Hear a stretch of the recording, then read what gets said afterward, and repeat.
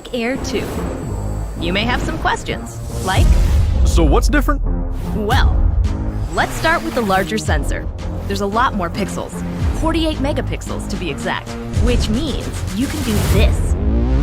And then shoot a hyperlapse in 8K. With SmartPhoto, every shot is a masterpiece. Yeah, but photos aren't really my thing. Don't worry, we've got you covered. It also does 4K 60p video.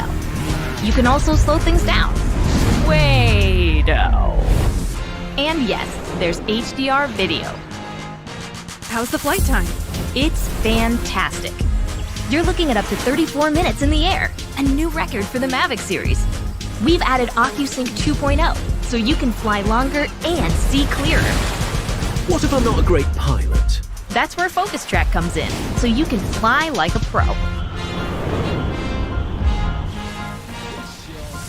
Or just press a button. Here's the best part: automatic obstacle avoidance.